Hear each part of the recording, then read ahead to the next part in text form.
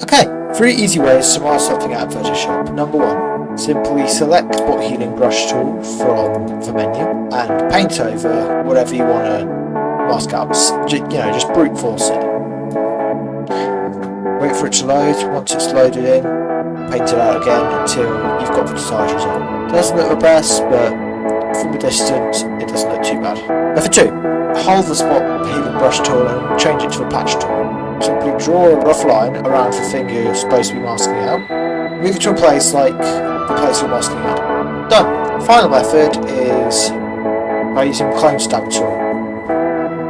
Choose an area which is much like the area you're painting out. You can paint over it. This is my preferred way of doing this, as it gives you the most control over how you're painting out and it allows you to go over fine details. Yeah, so that's it. I hope this helps. Like, subscribe and hit that bell. Thanks for watching.